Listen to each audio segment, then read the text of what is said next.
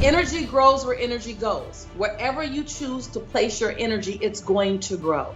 Whether you're online as an interviewer, whether you're an entrepreneur, hone your voice because your voice is speaking life into your future.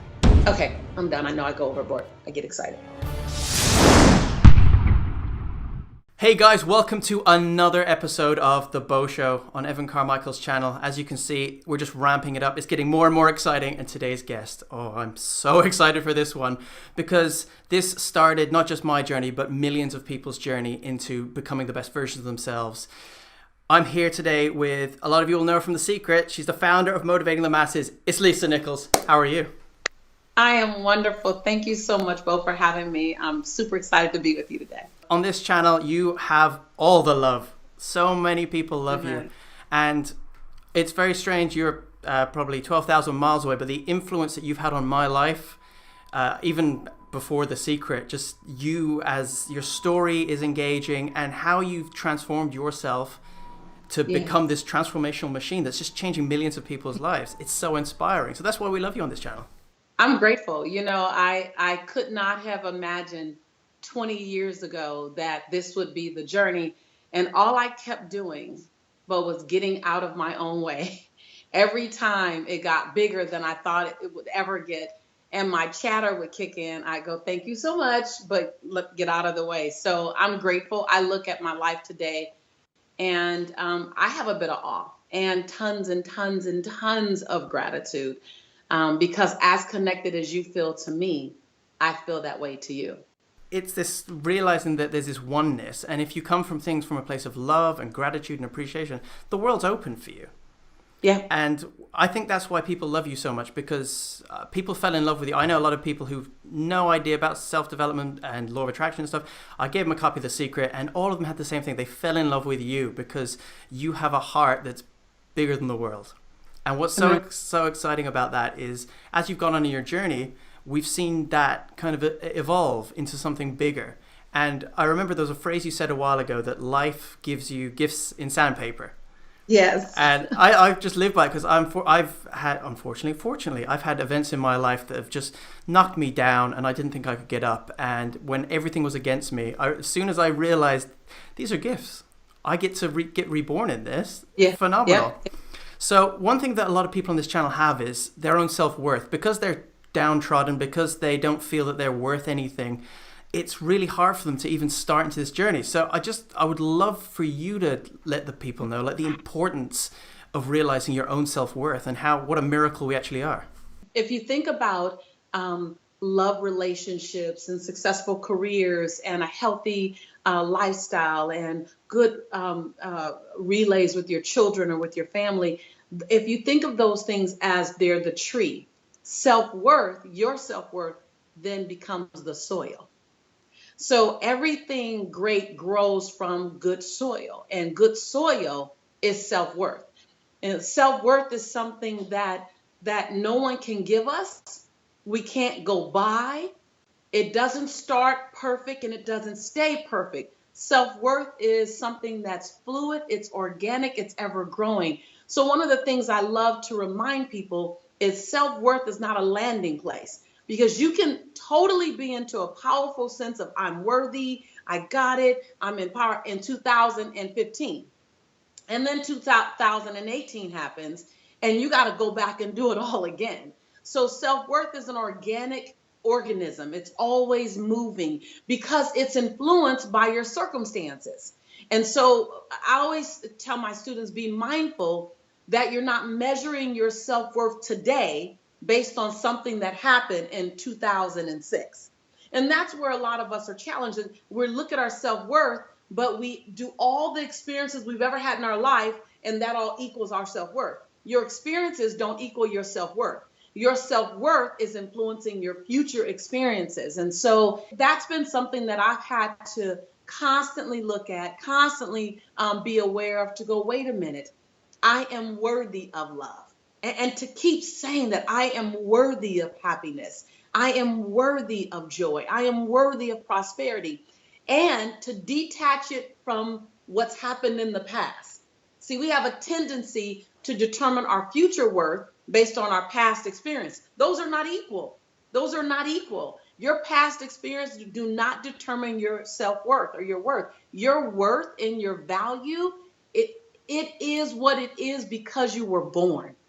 It is. It's never negotiable. Now, what you accept is another story. My father took me on my first date when I was 12 years old, and he ordered my dinner for me, and he ordered my first drink from the bar. I had a Shirley Temple, and he was just a total gentleman and opened the door for me, pulled out the chair, and it was so exciting. And at the end of the night, Bo, as we walked into the house, he opened the door for me, and right as I began to step through the door, he closed it in front of me, and he said, Lisa, I took you on your first date so that you get to see how you get to be treated.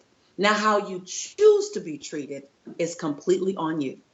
Now, that did everything for me. But 15 years later, 10 years later, I would be on a date, and the date wasn't necessarily honoring me the way I thought I should be honored because I had an example.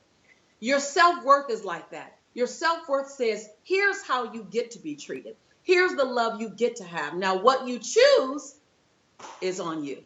But here's what you get. And self-worth is something that's non-negotiable, but guaranteed, Bo, it will navigate how you accept love, how you expect love, how you honor you, the jobs you take, the relationships you let exist, the way you walk with your head up.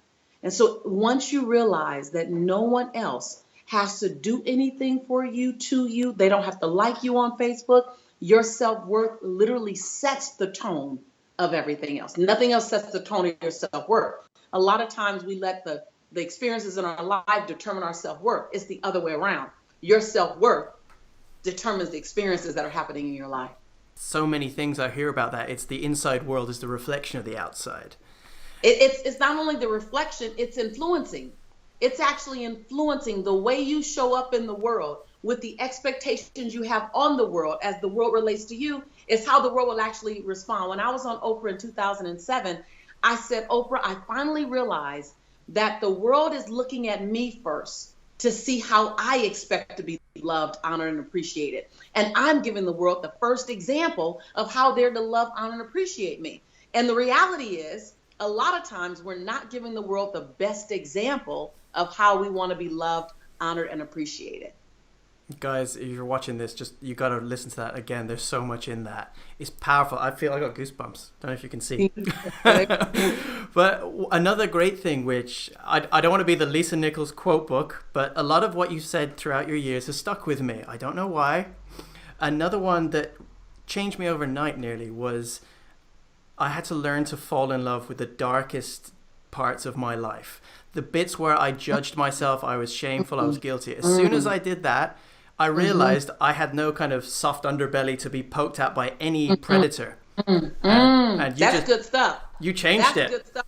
That's good stuff right there. If you walk away, I tell people, don't hold on to everything I say. Just hold on to the nuggets that will be life-changing. And if you can fall madly in love with the largest part of your imperfection, the largest part of your dysfunction, if you can fall in love with what you've called your worst decisions, if you can love and honor and have expanded compassion for the things that you know, didn't necessarily serve you, then everything else, then the light will take care of itself. See, we celebrate the light and we try to discard the darkness. No. Go to the darkness, love those ding-dong moments, love those moments of insecurity, love the imperfection, because when you can love the imperfection, you give the beauty, you give the brilliance permission to shine brighter. It's not our brilliance that frightens us. It's the darkness that really isn't dark. I tell people, listen, if you don't keep a skeleton in the closet, then it's not a skeleton. It's not a skeleton. And if you don't try to hide your imperfection, then you're not worried about being found out or being discovered. If you don't try to mask your dysfunction, then when your dysfunction shows up, you can dance with it better. I think what you ideally love about me, and I'm grateful to say that, I think what so many people are drawn to about me is that I've never professed to be perfect. I've simply learned how to perfectly manage my imperfection. And I think what the public is attracted to is that I serve you up my imperfection and go, now what can we make with this? What beautiful dance can we do with this? Listen, Just like the next person, I get worried, I get doubtful, I get fearful. What I do with it is different. And so it's in embracing, not only just embracing, but learning how to use your fear as fuel, your breakdowns for breakthroughs, your valleys to come out. If your valley is deep and dark, then that means your mountaintop is bright and high. And if you can use that valley as a catalyst to the mountaintop, and I don't say that to sound cliche-ish or to sound like a preacher or anything, but I say it to say, when you're on life support in the hospital, there's that machine, and that machine is doing this, right? And everyone's praying for that machine to keep doing this, because the moment, Bo, that machine does this, we're all in trouble. And so if you treat your life like, hold on, there's a value in this. There's a value in that I need the valley to enjoy the peak. I need both of those things. That when you begin to try to not outrun your issues, to try to not mask, to try to not protect, prove, or defend, and you can just be with the dysfunction while you're on your way to excellence. Be with the dark as you're on your way to light, because the moment you let one live, the dark, the chaos, the dysfunction, you actually let the light, the possibility, the prosperity, and the beauty to live. They operate in a dance. When you let one live, you let the other live. When you let failure exist, then you let freedom exist. When you give yourself permission to fall, you actually give yourself permission to fly. They dance together. It's yin yang, it's dark light, it's cool hot, it's all of that. We're so steady trying to show on social media and in our lives only the perfected part of us, that this other piece actually has a sense and an opportunity to fester, grow, and have a greater power of us when you allow them to dance. See, you love my light because I've shared my darkness. You embrace my beauty because I share with you my ugly. You see my inspiration because you've seen my struggle. It's in the balance and the harmony of both that you love all of it. It's the unconscious thing that's happening inside my life all the time.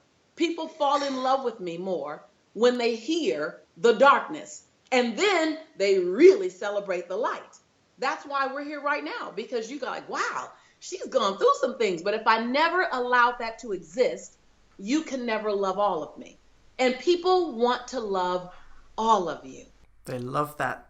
It's not the story of the underdog. It's that seeing someone triumph over something. And that's why so many people, I feel, are starting to use their fear as fuel. And it's becoming a wider movement, this vulnerability movement. It's seeing it among everyone and going, I know in my life, I had a very kind of traumatic downfall, and I moved country. I just wanted to get away from it. And everywhere I went, I feared someone might know who I was. And the more I feared it, the bigger it got. And the day I just turned to it and looked it in the eye and said, what are you going to do? Next thing, no one cared. Right. No one gave a damn. Right. Energy grows where energy goes. Wherever you choose to place your energy, it's going to grow. You know, that you place energy on is going to expand.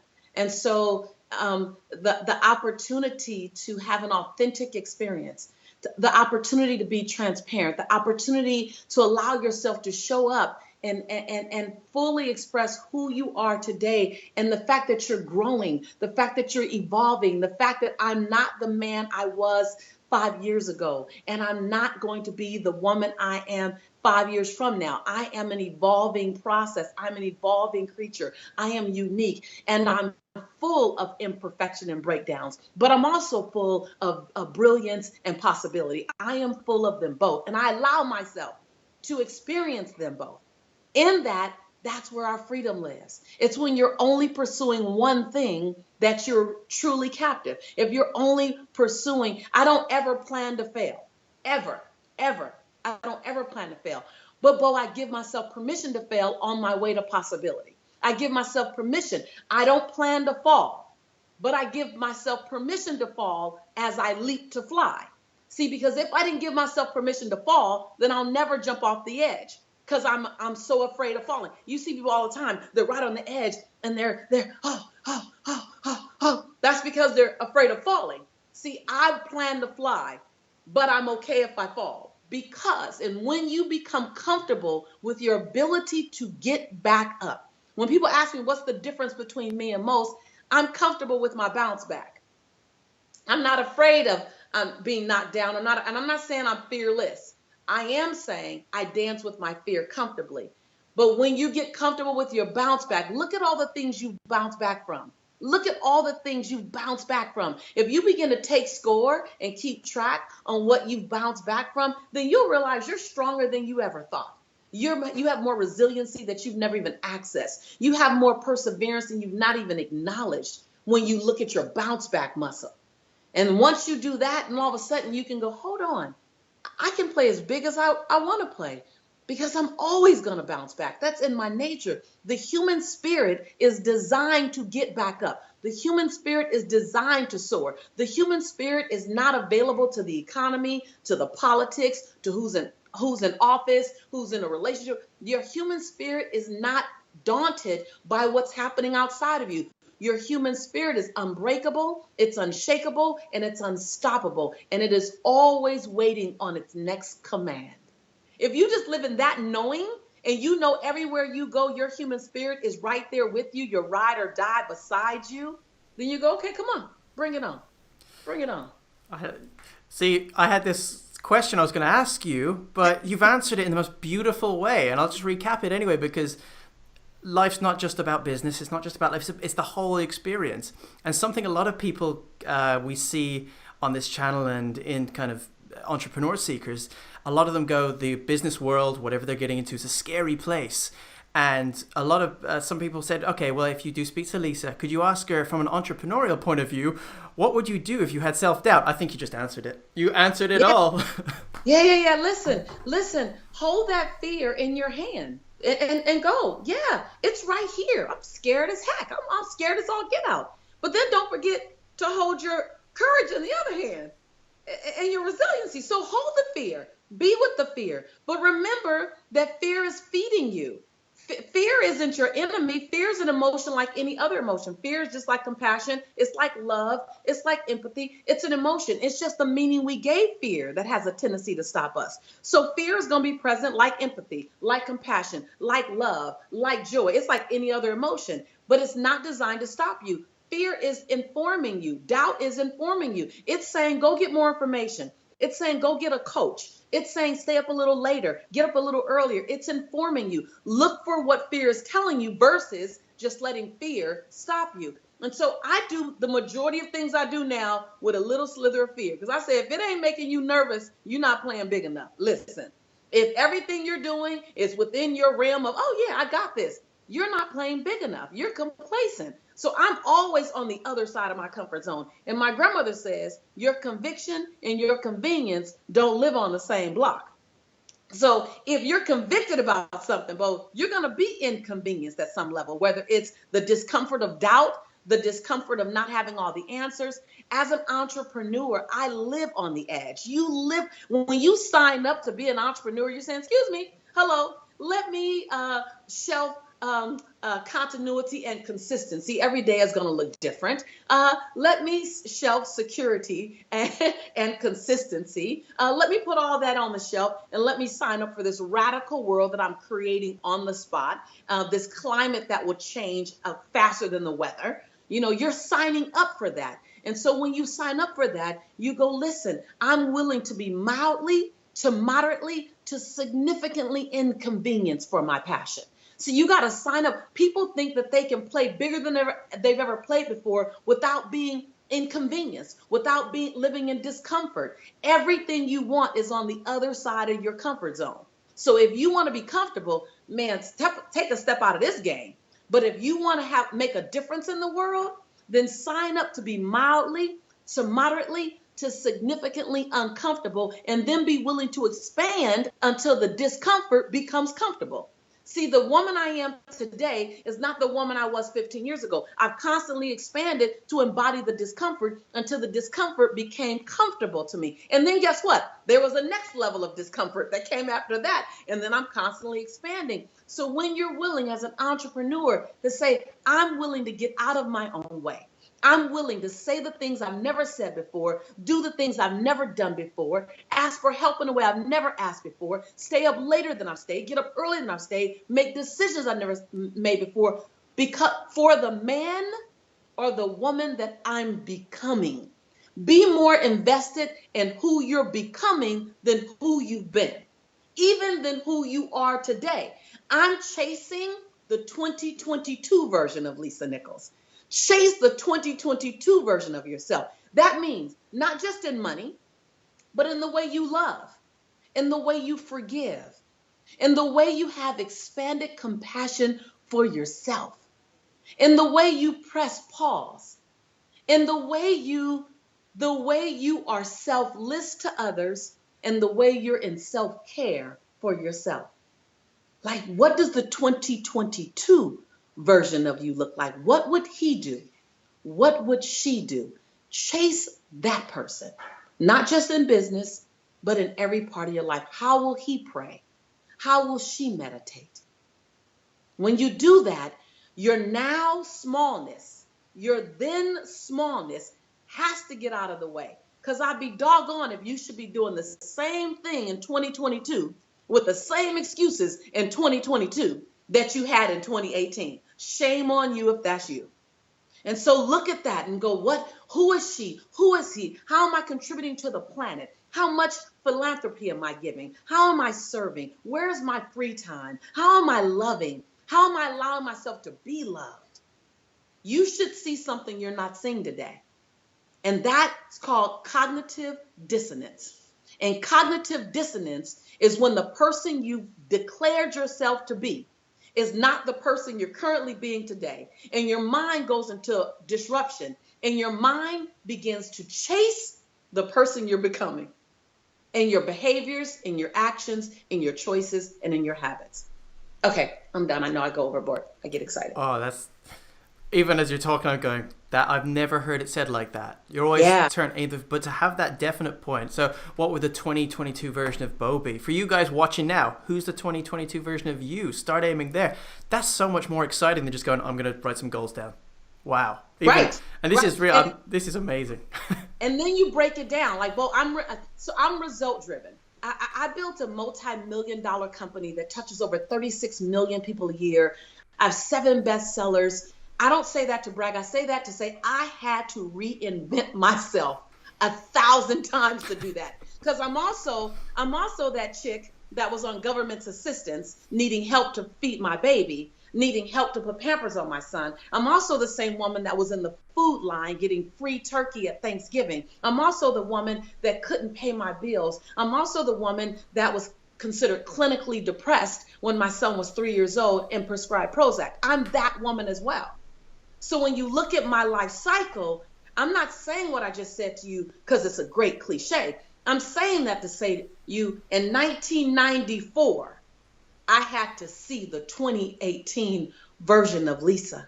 In 1994, I was in my bathroom mirror speaking to crowds of hundreds and thousands of people when all I could see was Lisa.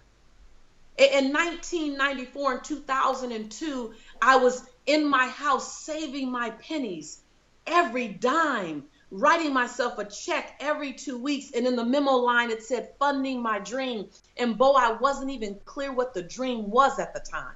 And no one else shared the dream with me. As a matter of fact, my family would call me crazy. They had meetings about me. They were concerned about me. The relationships I was in, the men, they wouldn't stay around because I seemed like I was too bizarre, dreaming this big dream that no one could touch. So I don't say this to you as a motivational speaker. I say this to you as a woman who was willing to redefine herself, who was willing to have parts of herself die away, so that other parts of my 2020 version of me could be born. I'm a woman who I don't recognize who I was then based on who I am now, but I know her. I don't forget her because she envisioned this woman the same way I'm inviting you to envision that man, that woman out there. It's not woo-woo. It's not, if you can see it, if you can see him, and in detail, how much money does he have in his bank account? How does he respond when someone says, I love you? How does he respond when someone betrays him? How does she show up in the morning and give to herself first? When I say Bo, in detail, I'm not speaking universally. I'm not speaking in a universal way. I'm speaking in a detailed way. What does he feed his body on a daily basis? How does he open up to love when he's afraid? I mean, detail. Your victories are in the detailed vision, the detailed thoughts, and the detailed actions. I knew exactly what this woman was doing in 2005. I saw her. I saw her with you. So when I see it now, I'm brought to tears because it shows me the power of intention, followed by the power of consistent action. If you are listening to my voice, understand it is not enough to sit on the couch and meditate. It's not enough to sit Indian style and think about it. It's not enough to write a goal down. You have to be committed to consistent action. You have to learn how to articulate, which is why I'm so committed to helping people hone their message. Whether you're online as an interviewer, whether you're an entrepreneur, hone your voice, because your voice is speaking life into your future. Hone it and own it. Own it like you've never owned it before. Speak life into yourself and then speak life into anyone in earshot. Speak life, nothing but life. It's true. If you're watching this channel, you're seeing the people we're getting onto this show. I started my own channel, 4 Minute Masters, a year ago. I knew no one, yet I knew I was going to get the greatest minds in the world to connect with and interview. From there, I didn't know I was going to be working with Evan and now interviewing people like yourself and Anthony Robbins and all these huge titans. But I knew. I didn't know how. I just knew. Yeah. And that's called blind, unwavering faith. You have to have blind, unwavering, non-negotiable. If you are listening to me now, write it down. Write down blind, unwavering, non-negotiable, because it requires all three. Because something is going to physically show up always to challenge your dream. Look at this man behind me. Something showed up 1,000 times to challenge his dream and his intention. 27 years in prison to challenge his intention. See, things show up to challenge your intention, not to stop you, but to convince you what you stand for. See, every time something has showed up to challenge my dream, it made me sink deeper in my intention and my conviction. And so faith, blind, unwavering, non-negotiable faith, is that I know like I know muscle. Saying I'm not looking. I don't need physical evidence in front of me to confirm what I know in my head and my heart. I know what my head and my heart is telling me, and I'm going to produce the physical evidence. See, people do it backwards, Bo. They look for physical evidence as well as they look for other people to buy into their dream. And when someone else doesn't buy into your dream, all of a sudden you let your dream wane. Shame on you. No. Don't rob us of your dream. See, your faith, your unwavering, know like I know muscle has to be so strong that you become convincing to the world around you. I remember telling people, I'm going to inspire people all around the world. I'm going to travel all around the world and I'm going to inspire people. And I remember someone saying, how are you going to do that, Lisa? You got a D- in speech. The one time I took a speech class, I not only got a D- in speech, but my speech teacher said, quote unquote, Miss Nichols, I recommend that you get a desk job and never speak in public. Quote unquote. And so for maybe about 15 years, I didn't speak in public because I respected the authority in my life, which was my speech teacher. Then the burning in my belly, you know, that burning in your belly, that burning in your belly doesn't go away. It doesn't go away. You can try to rationalize it. You can try to minimize it. You can try to negotiate with it. But that burning in your belly is telling you what you've been called here to do. Now, the way you do it might change from what you thought. But what you're supposed to do, that's not going to go away. There's a purpose on your life. There's a purpose on all of our lives. And so I remember just trying to negotiate with speaking. Like, I'm not supposed to speak. The teacher told me I'm not supposed to speak. And the burning never went away. It never went away, Bo. And I tried to outrun it, out negotiate it. And so I tell you that when you know, like you know, it might take you longer. You might have to change directions a bit, You might have to change partners a couple of times, one time, a few times. You might have to slow down, but it doesn't change the fact that what you've been put here to do is your assignment. And if you just anchor down and you live parked and fluid and flexible while you become non-negotiable and you tap into your resiliency muscle, here's what I found out. It never, ever has happened to me or for me fast. It's always required more, taken me more time, cost me more money, took more energy than I ever thought. But if you sign up for the marathon, not the sprint, you'll be okay. What an inspired life you've lived. It's not only of what you've done inspired millions of people, you're continuing to evolve.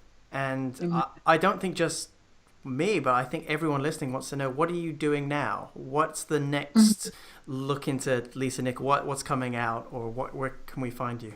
I love that question because a year and a half ago, I went to Barcelona and I spent 30 days there just turning inward, just looking at my life, going, I've 5X my dreams. So I was going, God, how do I dream? How do I keep dreaming? I 5X my dreams. What do I do now? How do I be of service? I have one question all the time, Bo. How can I be of service? That's all I want. I want my life to be a life that was a catalyst to as many other lives. Then your legacy is far bigger than you. I'm not living from my life. I'm living my living legacy right now. And I don't want to live my legacy when I die. I want to live my legacy right here. I want to see my contribution. I want to see the fruits of my labors. I want to know that there have been seeds planted that's going to grow a bountiful harvest that I helped to plant or that I helped to water. I want to know that the dash between my birthday and my transition day, that dash did a damn thing. That dash did something big. That dash did more than what any of us ever imagined. And not for my ego or my she-go, ladies, but for my sense of servant leadership.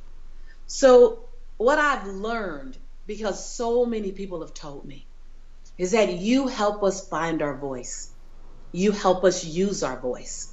You help us discover our voice, and you help us craft our voice and our message. And so I've been hearing that for 10 years, Bo, and I don't know why I resisted it. I think I resisted it because it's so easy for me to do that. And I came from a mindset that in order to do something well, it has to be hard. You got to suffer.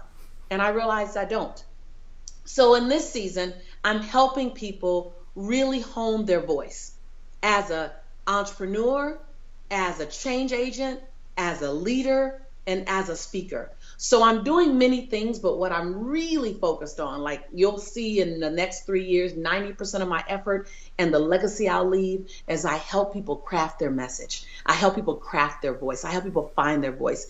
And so I'm doing this free, just people go to it and they ideally get value. It's from good to unforgettable. And when they go there, I just teach people how to master the art of their voice. How do you use it to be a catalyst for your life and for others? And how do you make an impact with your voice? So I'm doing all roads lead to speaking more powerfully as a teacher, as a minister, as a speaker, as an entrepreneur, as a student. How do you go from good to unforgettable? Where can people find that? Is it on your website? Yeah, if they go to www.fromgoodtounforgettable.com, they'll be able to just sign up and be with me in a webinar that I'm doing. And they're nuggets that you can walk away with instantly. If you don't ever do anything else on my campus, you take it and you can apply it instantly on how do you hone your voice in whatever capacity you want to use it. And then if you choose to take a further journey, I deep dive into the things that I didn't even know I was doing that was attracting people to me, like you, all over the world. I didn't know what I was doing. And so I share the unconscious brilliance that the divine had given me when I made it a conscious brilliance. And so many of us have an unconscious brilliance that when we take it from the unconscious to the conscious, it's like putting a turbo boost on everything we touch. And I want to help turbo boost the good people in the world who are doing good things in the world. Well, I know I'm going to be there, because if I've taken away so much from you over the last few years, and that's just indirectly, what nuggets of gold and platinum am I going to get if I actually deep dive into working with you? So that's going to be so exciting. And let me tell you where I am, to summarize it, is I realize that in this season of my life, my calling, my purpose is to help as many change agents as you, like you, to be more powerful, more effective in the world. So I'm grateful of my impact, but now my charge is to help change agents. So I want to spend the rest of my days touching as many people as possible who are up to big things in the world. I don't need to touch more people directly. I want to touch the people who are touching. Does that make sense? Yeah. I want to coach you. I want to be your secret sauce. I want to help show you how to save yourself time and money and energy and effort. That's my assignment now, is to help people who are helping people. So I'm grateful. I'm grateful. Listen, hook your caboose onto my train. Take your vitamins. I'm coming.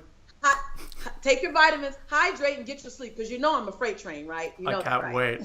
Well, Lisa, this has just been an incredible interview, because my state has changed from the start to bubbly and really excited to this. I just feel very grounded, and I feel I've made the right decisions in my life. And that's a lovely transition to have in this half an hour. So, but one of the last things, which we ask all our guests, which is really exciting, Evan's big thing is his one word. Evan's word is believe. For me, it's incredible. I do incredible things. I'm around incredible people like yourself. I live an incredible life. Is there a word that you have that you feel embodies Lisa? It would be non-negotiable. That's a heavy hitter. I love it.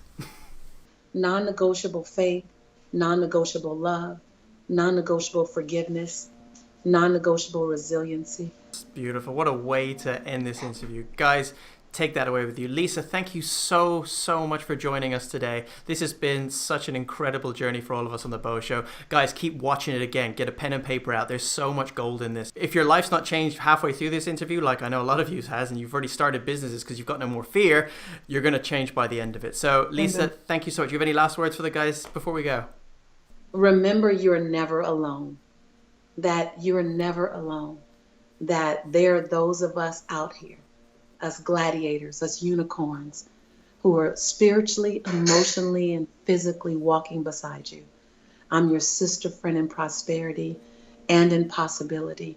And I mean it when I say that I believe in you and I love you. I mean that.